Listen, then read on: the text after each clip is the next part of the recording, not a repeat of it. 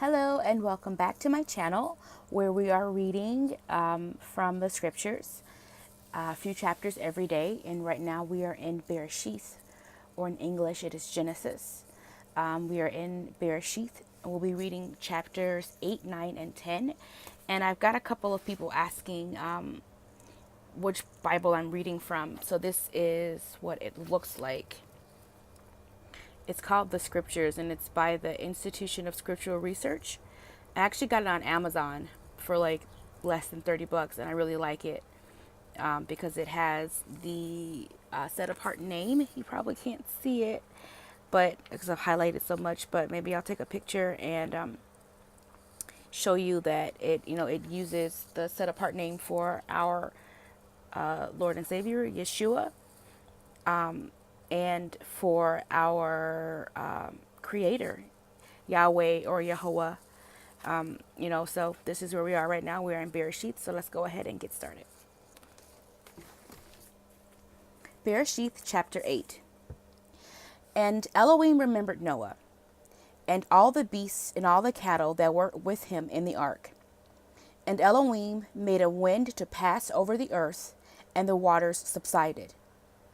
And the fountains of the deep and the windows of the heavens were stopped, and the rain from the heavens was withheld. And the waters receded steadily from the earth, and at the end of the 150 days the water diminished. And in the 7th new month, the 17th day of the new month, the ark rested on the mountains of Ararat. And the waters decreased steadily until the 10th new month. In the 10th new month, on the first day of that new month, the tops of the mountains became visible. And it came to be at the end of 40 days that Noah opened the window of the ark which he had made. And he sent out a raven, which kept going out and turning back until the waters had dried up from the earth. Then he sent out a dove from him, to see if the waters had receded from the face of the ground. But the dove found no resting place for its feet, and returned into the ark to him. For the waters were on the face of the earth. So he put out his hand and took it, and pulled it back into the ark to himself. And he waited yet another 7 days, and again he sent the dove out from the ark. And the dove came to him in the evening, and see, a freshly plucked olive leaf with its mouth. And Noah knew that the waters had receded from the earth. And he waited yet another 7 days, and sent out the dove, which did not return to him again.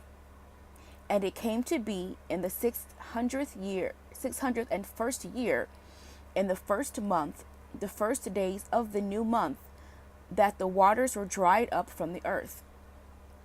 And Noah removed the covering of the ark, and looked, and saw the surface of the ground was dry. And in the 2nd new month, on the 27th day of the new month, the earth was dry. And Elohim spoke to Noah, saying, Go out of the ark, you and your wife, and your sons wives with you. Bring out with you every life form of all flesh that is with you, of birds, of cattle, and creeping creatures, the creeping creatures on the earth, and let them teem on the earth, and bear and increase on the earth. So Noah went out, and his sons and his wife and his sons' wives with him. Every beast, every creeping creature, and every bird, whatever creeps on the earth according to their kind, went out of the ark.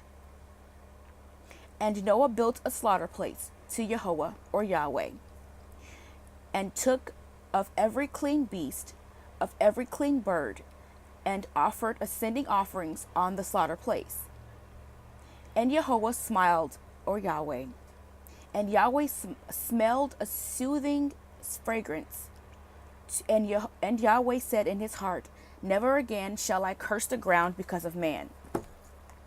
Although the inclination of man's heart is evil from his youth, and never again strike all living creatures as I have done. As long as the earth remains, seed time and harvest, and cold and heat, and summer and winter, and day and night shall not cease. Chapter 9. And Elohim blessed Noah and his sons, and said to them, Be fruitful and increase, and fill the earth. And the fear of you and the dread of you is on every beast of the earth, on every bird of the heavens, on all that creeps on the ground, and all the fish of the sea.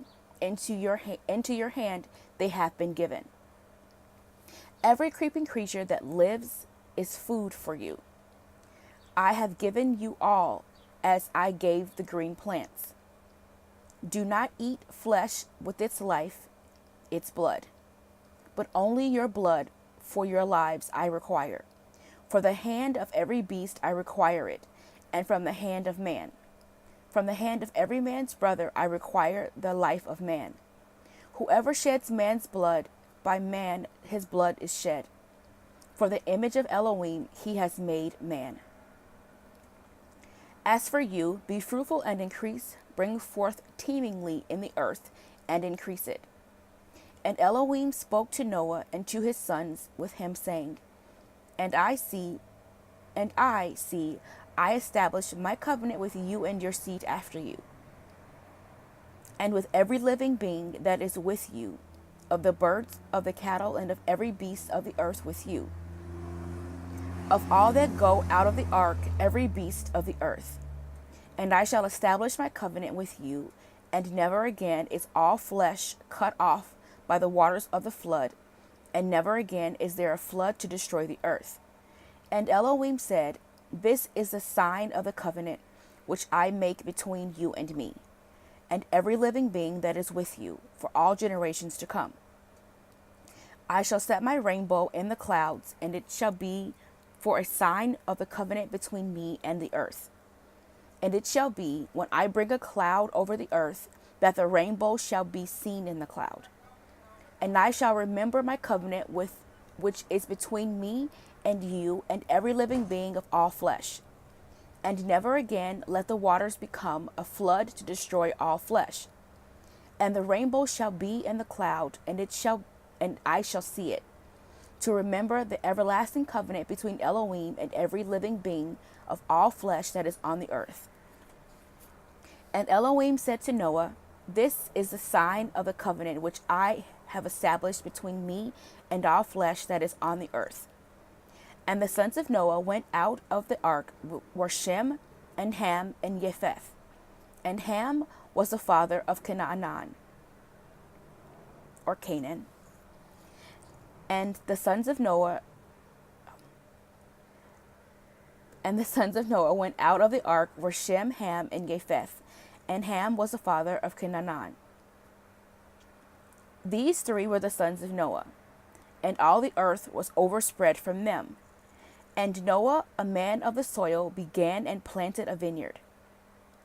And he drank of the wine, and was drunk, and became uncovered in his tent. And Ham, the father of Canaan, saw the nakedness of his father, and told his two brothers outside. So Shem and Yapheth took a garment, laid it on both their shoulders, and went backward and covered the nakedness of their father. But their faces were turned away, and they did not see their father's nakedness. And Noah woke up from his wine, and he knew what his younger son had done to him. And he said, Cursed is Canaan, that him become a servant of servants to his brothers. And he said, Blessed be Yahweh, the Elohim of Shem, and let Canaan become his servant. Let Elohim enlarge Yapheth, and let him dwell in the tents of Shem, and let Canaan become his servant.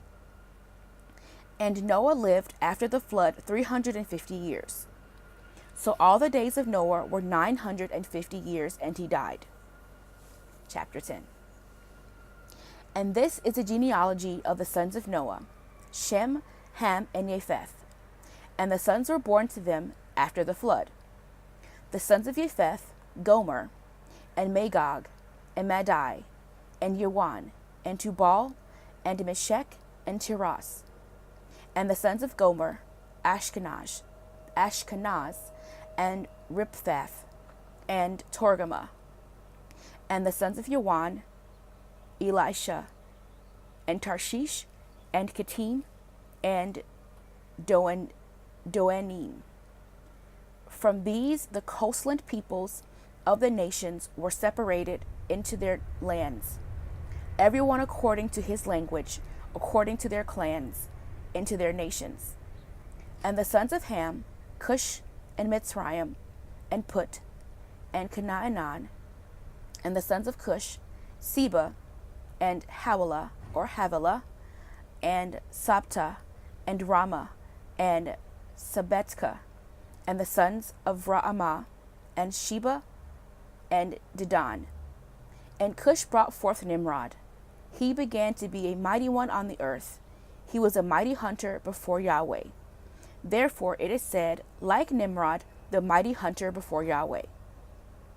And the beginning of his reign was Babel, and Erech, and Akkad, and Calneh, and in the land of Shinar. For that land he went to Asher, and built Nineveh, and Rehoboth,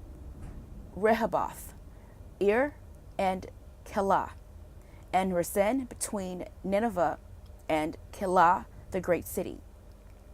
And Mitzrayim brought forth Ludim, and Anamim, and Lehabim, and Nephtuhim, and Parsuim, and Kasulahim. From all who came the Philistines, and the Captorim. And Canaan brought forth Sidon, his firstborn, and Heth.